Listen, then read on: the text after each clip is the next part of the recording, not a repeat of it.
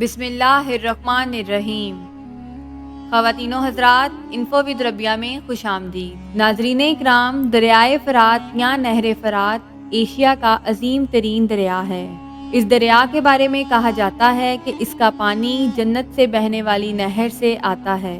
اس دریا سے سونے کے پہاڑ کے ظاہر ہونے کی پیشن گوئیاں موجود ہیں، اور قیامت قریب کی نشانیوں میں سے ایک عظیم نشانی یہ بھی ہوگی کہ دریائے فرات پوری طرح سوکھ جائے گا۔ ناظرین، دریائے فرات براعظم ایشیا میں واقع ہے۔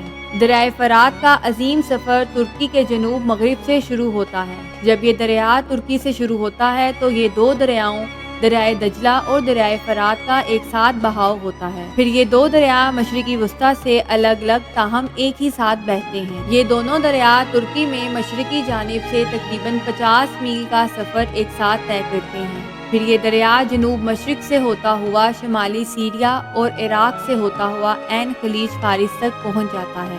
دریائے فرات کی کل لمبائی 1740 میل یا 2800 کلومیٹر ہے۔ دریائے فرات اور دریائے دجلہ کی وجہ سے عراق کا قدیم نام ابو نہرین تھا، جس کا مطلب ہے دو نہریں۔ ہزاروں سالوں سے یہ دو دریا اپنے دوش پہ بہہ رہے ہیں، جو کہ عراق کی تاریخ اور اس خطے کی زرخیزی کی علامت بھی ہے۔ ان دونوں دریاؤں کے کناروں پر تاریخ میں کئی ریاستیں آباد اور برباد ہو چکی ہیں۔ اس کی بڑی وجہ اس علاقے کی بے انتہا زرخیزی ہے۔ ہر قوم اپنے قدم یہاں جمانا چاہتی تھی اور اسی بنا پہ وہ ایک دوسرے کو آباد اور برباد کرتے رہے۔ یہی وجہ ہے کہ دریائے دجلہ اور دریائے فرات کا درمیانی آبادی حصہ کئی قدیم تہذیبوں کی پیدائش کا منہ بولتا ثبوت ہے۔ حضرت محمد مصطفیٰ صلی اللہ علیہ وآلہ وسلم نے خود دریائے فرات کے بارے میں حیران کن پیشن گوئیاں کی ہیں۔ حضرت ابو ہریرہ رضی اللہ عنہ سے روایت ہے کہ حضور اکرم صلی اللہ علیہ وآلہ وسلم نے فرمایا، قیامت اس وقت تک برپا نہیں ہوگی جب تک دریائے فرات سے ایک سونے کا پہاڑ ظاہر نہ ہو جائے۔ لوگ اس پہاڑ کے سونے کو حاصل کرنے کے لیے جنگ کریں گے، جس کے نتیجے میں 99% لوگ قتل ہو جائیں گے۔ ان میں سے ہر ایک شخص کو یہی توقع ہوگی کہ شاید وہ زندہ بچ جائے گا۔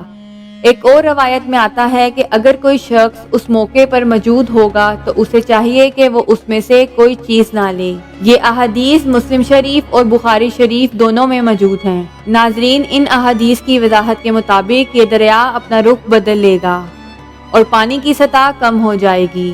تب لوگ دیکھیں گے کہ اس میں سونے کا پہاڑ ہے، جو شاید کسی حکمت کی وجہ سے ہمیشہ لوگوں کی نظروں سے اوجھل رہا ہے۔ خواتین و حضرات، ابھی تک اس دریا میں سونے کی موجودگی کے بارے میں کوئی نہیں جانتا کہ یہ سونا کہاں دفن ہے، لیکن ایک وقت آئے گا کہ جب یہ دریا اس سونے کو ظاہر کر دے گا۔ حضور صلی اللہ علیہ وآلہ وسلم نے فرمایا، لوگ اس سونے کو لینے کے لیے اس پر جھپٹیں گے۔ ہر کوئی چاہے گا کہ یہ سونا مجھے ملے، اور اس جھپٹا جھپٹی میں اس قدر قتل و غارت ہوگی، مثلاً 100 آدمیوں میں سے صرف ایک زندہ بچے گا، یعنی 99% کی موت ہو جائے گی۔ نبی پاک صلی اللہ علیہ وآلہ وسلم نے اپنے امتیوں کو مخاطب کرتے ہوئے فرمایا، اگر تم میں سے کوئی وہاں موجود ہو تو وہ اس سونے میں سے کوئی چیز لینے کی کوشش نہ کرے۔ ناظرین، قیامت قریب میں یہ دریا سوکھ جائے گا اور اس کی سطح کم ہو جائے گی، جس کی بنا پر اس سے سونے کا پہاڑ ظاہر ہوگا اور عظیم ترین فتنے کے برپا ہونے کا باعث بنے گا۔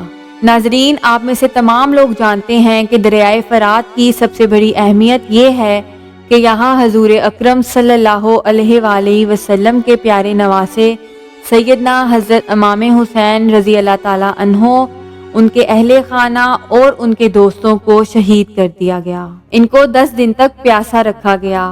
ان پر یزید نے فوجیں مسلط کیں اور ان پر دریائے فرات کا پانی بند کر دیا گیا۔ 10 دن تک حضور اکرم صلی اللہ علیہ وآلہ وسلم کے خاندان کے لوگ اور ان کے ساتھی پیاسے رہے، اور بالآخر محرم کے 10ویں روز اسی مقام پر سیدنا حضرت امام حسین رضی اللہ تعالیٰ عنہ اور ان کے اہل خانہ اور ساتھیوں کو شہید کر دیا گیا۔